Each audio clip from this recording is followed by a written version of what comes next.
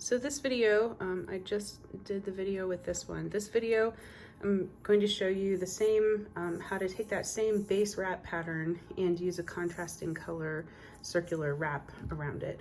So I've already wrapped this one all the way to this point where I'm ready to finish it off.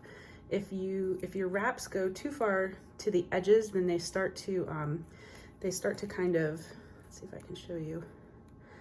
They start to kind of do that, like they'll start to kind of come off. So you want to stop the wrap before you get too close to the edges that it does that. I'm a little close right here, but I think I can make this work. So I already cut the tail off, and I've got probably a little less than a foot there because this is a smaller rock. So I'm going to kind of wrap that around. I'm going to take my awl and I'm going to pull this one sort of tight and off to the side. So that was the first tail. And I'm going to work this up and under. And if I can work it up and under the whole rock, then that's great. In this case, I think I can. Sometimes when you're working it up and under, it's wrapped too tightly to even get the little awl to go through it. And in that case, I just let the point of the awl come out in between some of the wrap somewhere that it seems natural. So here I'm gonna kind of pull this tight. I'm gonna wrap it, use a lot of tension to really wrap it there. The rounded smooth side is facing up. So I'm actually gonna take and turn that so that the rough side is facing up. And I'm gonna stick the rough side, I'm gonna try to stick the rough side right through there. So you can see I got this to loop all the way through. Then I'm gonna pull the awl out. And I'm gonna pull this, I'm gonna make sure it's where I want it on this corner, and I'm gonna pull it kind of tight. And then it's locked in there. And so now I've got these two ends. I've pulled this one tight too to lock this one down. I've got this end going that way, that one going that way. Sometimes if you have just a little bit of an end or you're having trouble, I find this kind of tool helpful to grab and pull, but I didn't need it on this one. Let's see, so I'm gonna clip that one and then clip that one.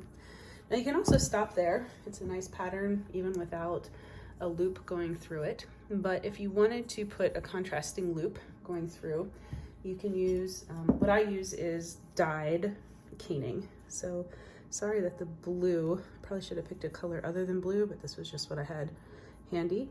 You can see this is the rounded smooth side, and it doesn't really absorb the color that well from the dye. But on the other side, the rough side, it tends to absorb the color pretty well. So we're gonna be using that side out for this loop. So the first thing that I like to do is I like to tuck, let's see, I've lost my little awl, but that's why you have a spare, right? So I'm going to take and tuck the end of this under here. And first, actually, I'm gonna cut this so that I've got a little bit of I want a nice firm end, not one that's split. So I just cut that. Sometimes you can just work it under, but if you've done the wrap tightly and you've kept pretty good tension, it's gonna be hard to just stick it under. So that's when I'm gonna use this, and I'm gonna try to get it under not only these, but these middle wraps in there. So I'm gonna stick that. And then I'm gonna take the color, whatever I'm using for the coil in the front. I'm gonna take the wrong side, which is the rounded, kind of smoother side without the dye, and I'm gonna stick it under there a little bit. Now I don't want it to stick all the way through. I just kind of want it to stick under there a little bit, and just, let's see. I just want to kind of catch it a little bit so that I can then use my thumb and hold that in so that I can put a little bit of tension on it. If I pulled it much harder, it would be coming out. So now I'm gonna do the same. I'm gonna take the end of this, and I have about 1 yard of this, which is probably more than I need for this particular stone. But we're gonna wrap this with the dyed side facing out. So first we're gonna put this in, and then as it's coming around, you want to just carefully kind of loop it and pull it so that You've got the side, you've got the end of that, the tail of it tucked under there.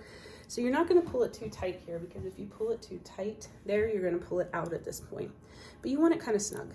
And so now you're gonna do the same. You're gonna follow these. You're gonna go over and then under. And let's see. This one's gonna give me a little bit of a issue because of where I put that. So I need to kind of press that down in order to be able to put this through it. There, now I can get it through.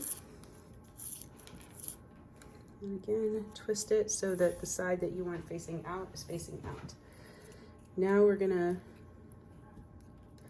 kind of carefully put this over the beginning tail, and that kind of locks it in. So that now, after you've gotten a full turn around, you can pull it fairly snug. You don't have to pull it real tight, but you don't have to be quite as worried about the end of it coming out.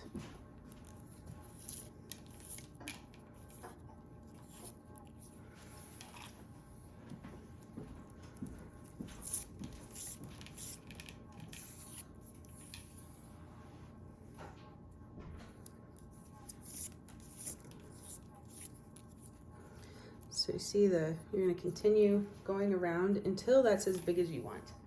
This is a little rock, so I really don't need too many wraps around this coil to make a good accent on it. You can do a larger coil to make a interesting focal piece there. But you're kind of pulling that snug because it was a little bit loose right there. Again, I tend to prefer these to be pulled tight, but there's a lot of room for artistic expression here and creativity in terms of, in terms of how you do that.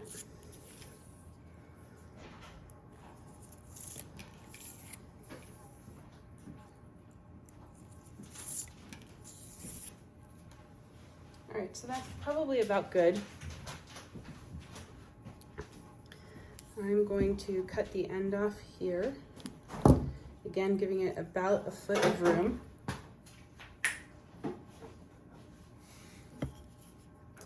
And then I'm going to snake, kind of push this underneath here again so that I can flip this tail and go under and through to lock it in.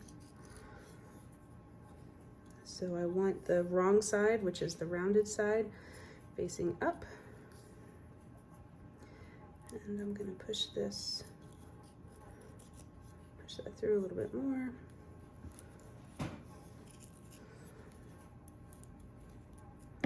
Having a little trouble getting that through, so I'm just going to trim the end of that again to try to make that a bit of a firmer end to push it through. Maybe I'll try on this side. There we go. So I've got this looped. It's going underneath with the wrong side facing up to help lock it, and then I'm just going to pull it taut. Now I actually pulled out the other tail, which wasn't my intention, so I'm going to trim them both. Trim that one, and this was from the beginning. Trim that one, and then you could use your awl to kind of push them back under. So there you've got it. Here's how to make that same wrap as before, but to finish it off on the back side, and then use a contrasting color to make the coil on the front side.